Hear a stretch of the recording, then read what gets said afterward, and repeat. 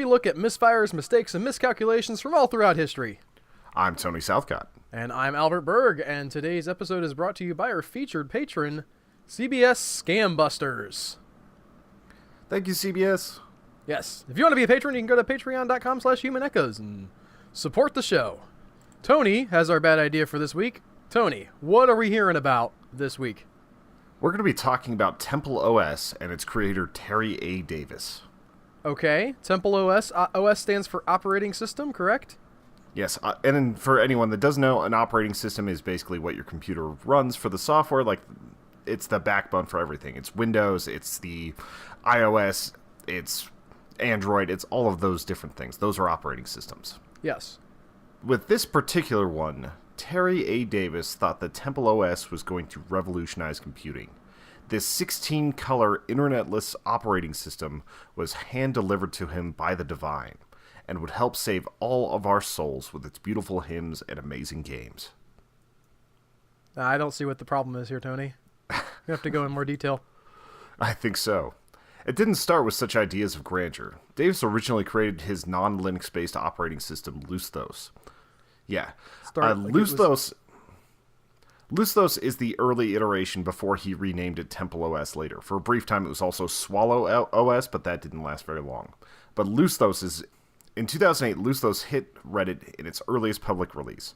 Most of the time, they were simple titles about the usefulness of the operating system, but occasionally they got weird. Thread titles included Godly Song Artificial Intelligence, as well as Belligerent Anti-Atheism-Themed Operating System. I love the inclusion of the word belligerent. Yes, it's like whenever you go online and it's like militant vegan or something like that. Right, but it's an operating system. Operating systems shouldn't have, like, personality in that way. I mean, once we get AI, maybe. We'll see. Okay, but none of the ones that we have currently are belligerent. Like, Google isn't coming to us and saying, okay, we know about Cortana, but if you use Google Assistant, she will tell you suck, so... Yeah, I want some sass from my AI.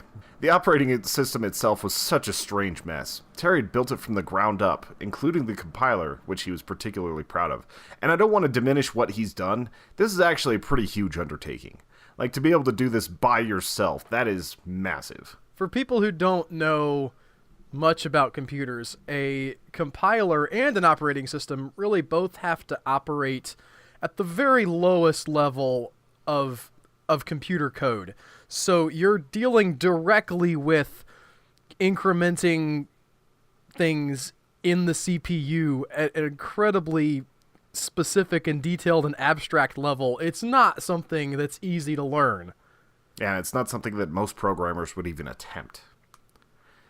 And it looks about like what you would expect to see from something that was made by one person. It looks about like it came out of the 80s. Ugly gray backgrounds with purple text, giant menus with places to go, random religious iconography that bled over the text, and a lot of really strange icons that you could tell were hand-drawn by him. In its early forms, it looked incredibly primitive. Yeah, I watched a video about this, and it looks like some of the interfaces that we used to have with MS-DOS.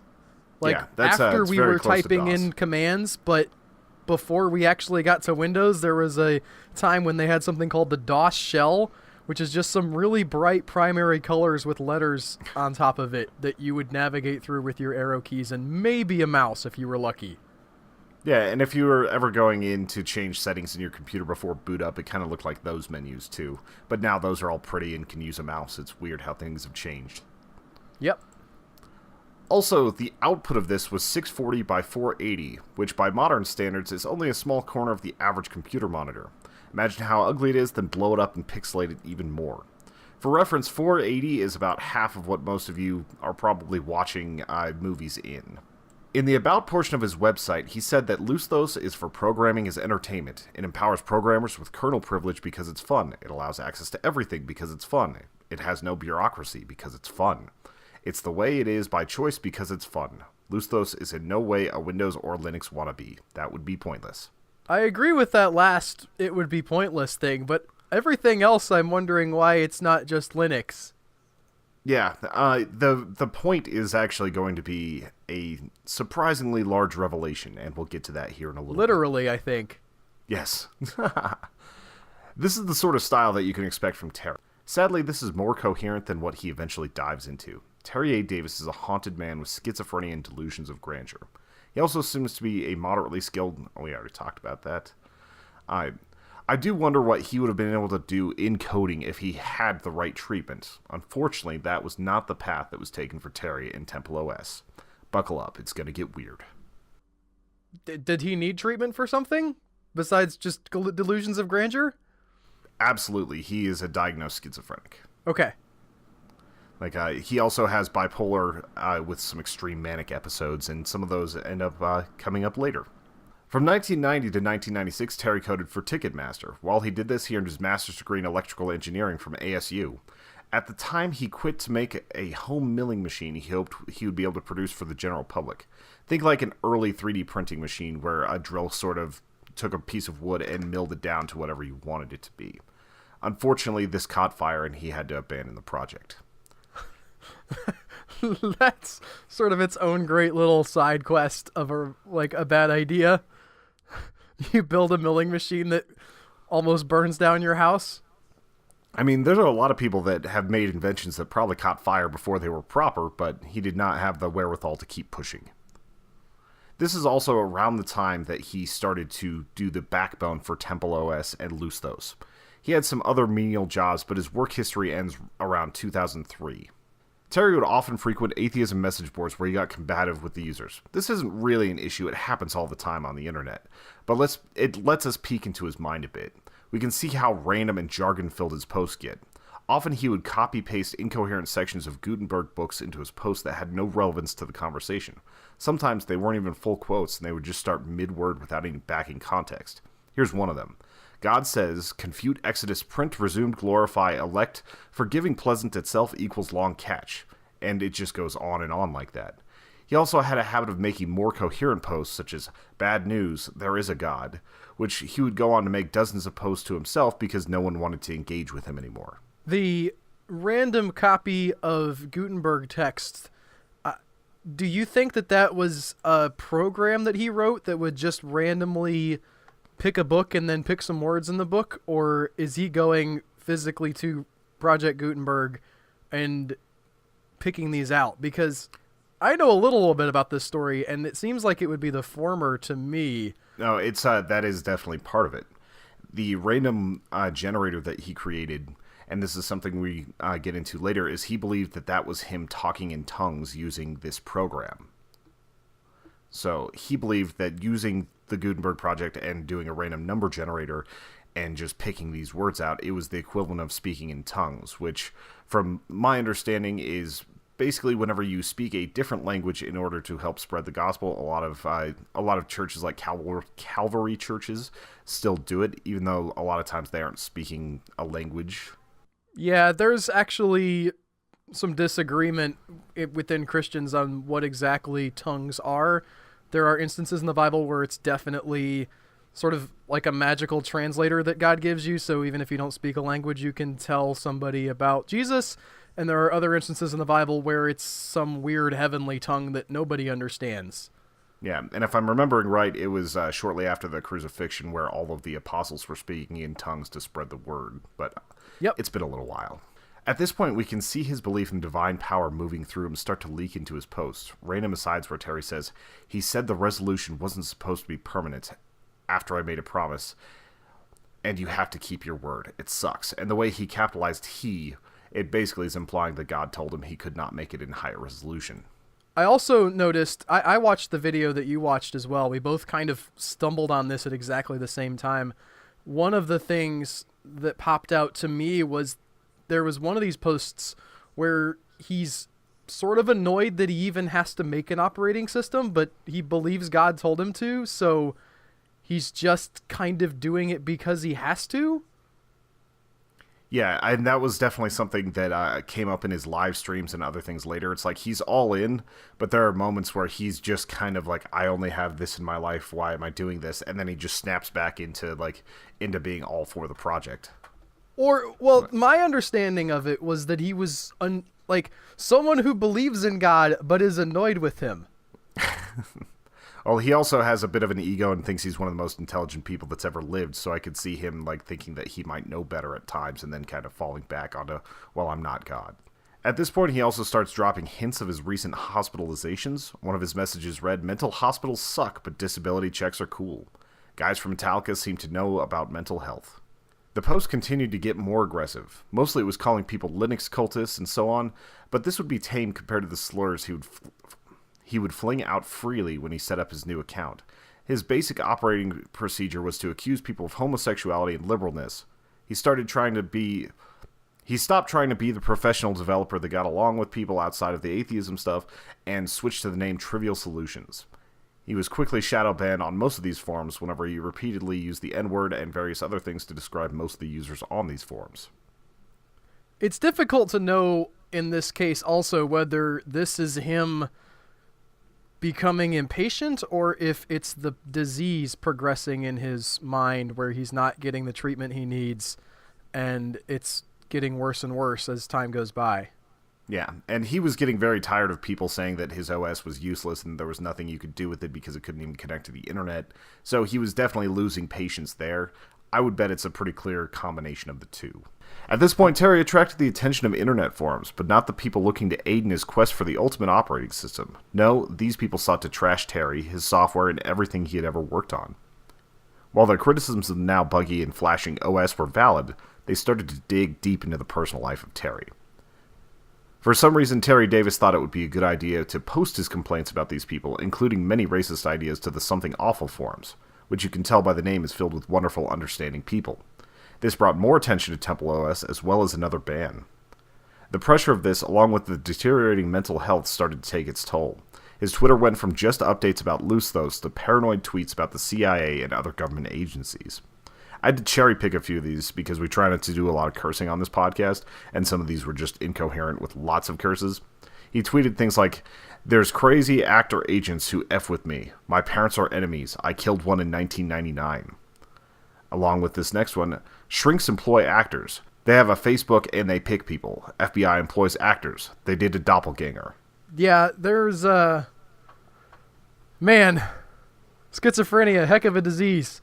Yeah, it's one of the I don't know, like, whenever I've thought about different mental illnesses, that seems to be the most debilitating and scary of them all. Like, I'm sure there might be some worse ones, but that would be horrible. And it is worth keeping in mind, despite the fact that he's tweeting out very offensive things, and, you know, maybe wasn't the best person. This is, I think, very much the disease talking. And probably this guy would not have been this kind of a jerk without this debilitating mental condition. So yeah, well, like, that's one of the things that causes problems later, is that his parents are like, "How did you become so prejudiced? How do you see this? Like, how do you even think of people this way?" Yes, to reiterate, he uses the N-word constantly at a certain point. Yeah, it basically replaces for him, pretty much. After a long tirade on another forum, we were able to see a bit more about Terry A. Davis. It was revealed that he was in his early 40s, on disability after being declared mentally unfit for work after the schizophrenia diagnosis, and he was living with his parents in Las Vegas. This was whenever he decided to change it from Loosethos to TempleOS, and the release version was free and ready to download. It was finally on its 1.0 version, and he felt like it was getting closer and closer to completion. Some of the videos of the games he made for this system still exist, and the most well-known and important one for this story is After Egypt, in which you're traveling with the Jews after their exodus from Egypt. While this game looks awful, it's fascinating because he was narrating the action, and this was the first time in this story that I got to hear his voice. It's this deep, husky, very disjointed voice that gets a lot of weird laughter and sort of inappropriate moments. He gets so excited when there are options to punish or really punish the sinners in his game. And it's a very simple thing, but he believes that this is going to be very, very important for the world later. It's also worth noting, as you watch these videos, this is not someone with just a passing knowledge of Scripture. He really does seem to have a handle on a lot of the nuances of stuff in the Bible. He interprets it in a completely insane way, but there are prophecies about the temple being rebuilt in the future. His interpretation of what's going on with the Israelites and his little video that he makes in the game, even though it's super, super primitive looking, is all pretty well lined up with the Bible. So his insanity is really interesting because it's not just made up completely. Like he's actually studied the things he's talking about and then interpreted them in a completely crazy way. Yeah, the Bible is the foundation on which all of this is built, and he definitely spends a lot of time in that world. It was interesting to me, I guess, because a lot of times people know some stuff about the Bible and they incorporate that into their sort of insane ramblings, but they haven't... It's clear that they don't really have a grasp on sort of the details of the stories, and this was different. This was somebody who really... at least on some basic level, actually understood what was going on. Even the obscure stuff he would do little animations for and he would focus on. Yeah. So it's something where he was very immersed. The reason why it's called TempleOS is because he believed that the Temple of Scripture actually was this operating system. That it wasn't a physical thing, it was actually what he was building for these computers. After he released it, the TempleOS website changed and said, "God's temple is finished. Now God kills CIA until it spreads." In the OS, he also includes the idea of sacrifices, like these things that you can create, like randomly generated hymns, are his response to the idea that you need to bring a sacrifice to the temple.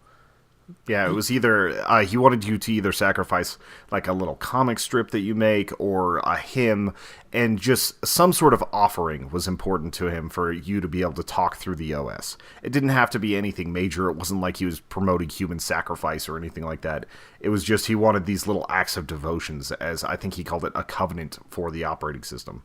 He also included a link to questions he had asked God with replies he had gotten back. Things like, "Sports?" ? To which God replied, "Homo." He also asked, "What's for dinner?" and heard back, "Whale."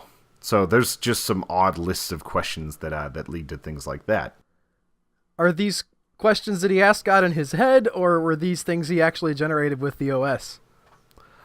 He posted this to his website as just text questions and answers, so I'm not exactly sure how he got that. Like, if it was just what the random thing went. But there were so many homo in a row to things that he asked that I think it was just stuff that was in his head that he felt he had asked God.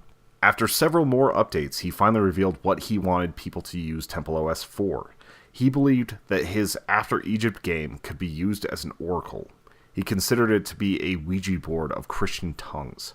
To use it, he said, to give an offering of a hymn or song, then use this occult app for an answer. And he himself called it occult, which I thought was kind of interesting.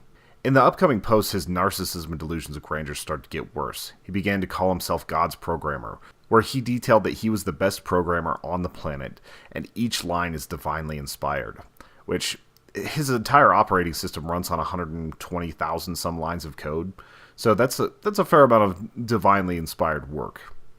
In October of 2013, Terry started his own YouTube channel and began to upload videos of the fledgling operating system. Most of his posts to start were MIDI-style hymns that he had written. They sound like early Nintendo songs, and like Al was saying, it's revealed later that these are created by random number generators. And they actually don't sound that bad for just being randomly generated music. They're not exactly like beautiful or cool, but they definitely sound like they could be the soundtrack to an early 90s video game. A really bad early 90s video game. Yeah, they're not catchy in any way. He generated thousands of those, though, and just tried to keep the most catchy ones. And if you read the lyrics that he put to those songs, they get pretty weird later. I don't have any on hand, but those videos are actually still available on YouTube in, I believe it's just like the Terry A. Davis archive. So some of this stuff still is around. Terry believed that he had the attention of Google founder Larry Page and started making videos directly for him. These videos followed a sort of coherent guide model, but slowly turned into rambling details of his life that were mostly false. Like, he had a compulsion to make videos, like he was being told to make videos on a certain schedule and he didn't have things to talk about. So he would go on these long rambling monologues about how he had IRA tattooed on his forehead and how the CIA was targeting him and his paranoia, and all these other things were just kind of building up. And it was in these videos that he really started compulsively dropping the N-word. against anyone he didn't like, no matter what race they were. There was definitely a racial element, but it was the N-word and a slur towards homosexuals that he basically clung to hardest. In 2014, Vice News published an article about Davis, giving a more sympathetic view of the very sick man. The author of the article, Jesse Hicks, had developed an open correspondence with Davis and would receive emails from all hours from the programmer. According to Davis, he was on a 48-hour schedule with binges of work and sleep. It also revealed that his paranoia started in around 1996, or at least the level when it started becoming dangerous. He believed that he had alien artifacts inserted by doctors after a car accident in 1996, and he detailed how every 6 months or more he would have these major manic episodes. And for people that don't know, a manic episode is usually a very high energy episode. People with bipolar 1 have them a little bit more often, where you get into this, like, not going to sleep for several days, must work, must work, must work. And he would hit those every few months. Yeah, he was streaming, like, an insane amount for... Yeah, sometimes like 12 hours of just stream of consciousness. After the article hit, he determined that he was the high priest of God's official temple. He used this platform to demand the CIA surrender to the IRA, and the rants became completely unhinged. He talked about how the government was forcing nuns to perform abortions, how Obama was trying to make God hated, and much, much worse. He also detailed a lot about how Michelle Obama trying to get rid of cupcakes was somehow attacking single moms. It was really I weird. can track with that, actually. Yeah. Give me back my cupcakes, Michelle Obama. He also claimed he was operating out of a CIA prison, and this is why TempleOS hadn't taken off, that they were keeping him in some sort of prison. Oh, yes. So this was one of his more interesting delusions. He started to think that essentially everything he was experiencing was a dream or a delusion that had been kicked off by the CIA. Yeah, he basically just had a complete break from what was real at this point. It's insane to think that you could be crazy and in your insanity wonder if you might be crazy in a way that's not the way that you actually are crazy. That's a way to word it.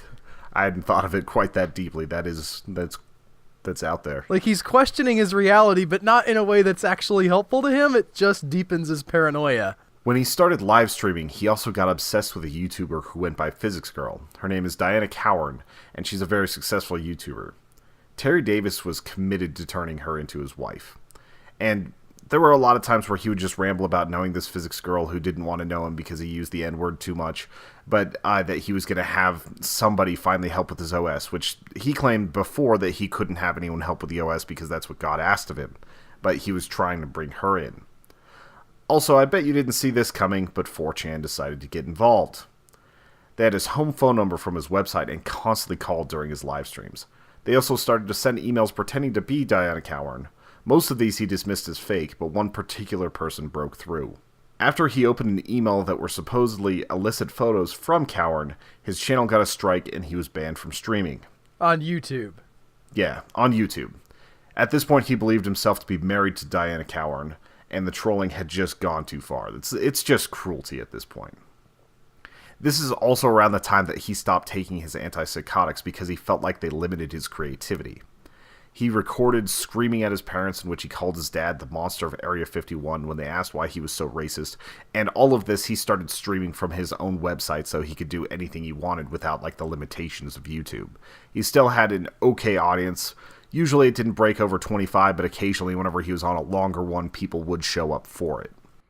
And I know this is something we mentioned earlier, but the fact that he was able to set up his own personal streaming service that worked well enough so that people could watch him on his own website that was unrelated to anything else, it once again illustrates this guy's no slouch when it comes to computer stuff. He's still technically very sharp. It's just that he's nuts. And also, hosting costs for video are not cheap. Like, he had to have... I'm wondering if he ran his own servers or how it was all set up, but it was not an easy thing that he did there. In August of 2017, Terry Davis was arrested for domestic violence. He was kicked out of his house and started living out of a van. Some people started sending online donations to help keep him afloat. There were Indiegogos and a few other things that were really trying to just get him into a hotel or get him into some sort of housing, and people were genuinely trying to help him because they felt bad about just what had happened with him. You can understand the fascination that these guys have with him. Maybe not so much the trolling that they're doing, because that's just mean, but the fact that you want to know more about this guy and want to understand what's going on behind the curtain with him is something that I can definitely empathize with. Yeah, well, you and I both saw an 1.5 hour long video. Like, how often do you actually watch an 1.5 hour long video on YouTube? Like, we just saw a thumbnail lots of times and they're called movies, Tony. Well, I was like a YouTube style documentary. Like, it's rare for me to just like pop into something, especially because I hadn't seen this video much, or I hadn't seen much from this channel before, and to just like fall into it and get completely enraptured by it was a little bit different. Like, it was just looking down into this madness that was so fascinating. So I can definitely understand why the internet would be on top of it while it's happening. Yes, speaking of, for those of you who are interested, the video both of us watched is the documentary done on this topic by Down the Rabbit Hole. At this point, he actually missed a court date and was arrested again, and supporters from 8chan, which is sort of like 4chan but seems to be a little bit less mean-spirited, helped him post bail after he got arrested again. Most of the videos he started to make at this point were directly to Diana Cowan, which he started getting exasperated and wondering why she wasn't living in the van with him. And he started posting some very lewd things of him doing things to himself while he was talking about her. Yes. He also believed at this point that they were married? Yes. On some spiritual level? Yeah, I'm not sure exactly how he determined that, but he believed that they were full-on married and that she was just going to come any day now and join him. At this point, he disappeared for several months. People saw that he had missed more court dates, and he essentially just vanished. Whenever he came back, he was streaming from his phone in Portland, Oregon. And the quality of his thoughts were getting noticeably worse. Before, you would see him saying a lot of racial slurs and all this, but between that, he had some decent sentences he could put together. But at this point, you just saw him struggling to form any coherent thoughts. People started to seek Terry out. He interviewed with some of them, and they were remarkably kind to him. They wanted to talk about programming in the future, and whenever he was around other people, Terry seemed to be much more lucid. Alone, however, he was a complete mess. Outside of this, he also believed he was in a telepathic business relationship with Elon Musk. This is maybe my favorite thing about this story. It's not funny. I want to be clear that it's not funny that this man had a mental illness, but communicating telepathically with Elon Musk, like, that sentence just will never not make me laugh. Yeah, it's just absurd. And it was at this point that the videos completely stopped. In August of 2018, his sister made a Facebook post detailing how Terry had befallen an accident while on his western adventure and was killed. He was walking along the railroad tracks in an area called the Dales when he was struck by a train. Police couldn't conclude if this was suicide or accidental because he was walking away from the train and looked back sort of surprised at the last second. They determined that it could have been either. I don't want this episode to seem like we're picking on the mentally ill. This was a story I chose because his story was so fascinating to me. It's not just that the OS was a bad idea. It's that the primary bad idea here is you have to get mental illness treated. I would also say that something that can really be learned from this is that even though someone with mental illness can be incredibly challenging to live with, if you let them go off on their own, it's just going to get worse. Socialization, even for someone who can't socialize that well, is an incredibly important component of mental health. Yeah, especially because it can offer so much structure, and that helps keep it kind of in check.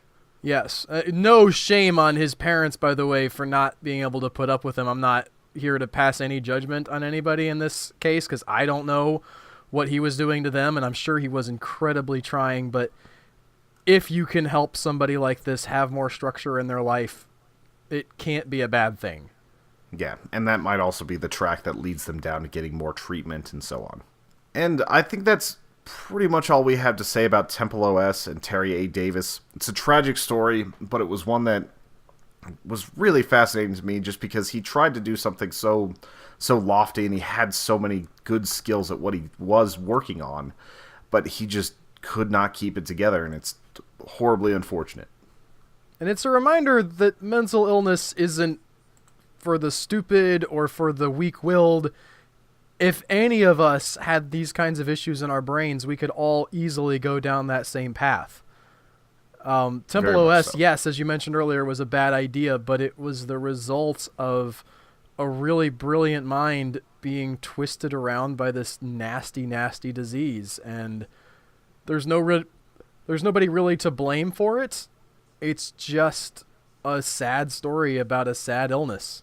In much less tragic news, you can help support this podcast by going to patreon.com/humanechoes, in which you actually get to listen to our bonus podcast, which is mostly about silly, off-topic sorts of things. You get to hear from Joe and Komet, who are part of Human Echoes, and it's just a good time. So go ahead and check that out. There's also a lot of other benefits to becoming a patron. We'll see you guys next week with more bad ideas. Bye.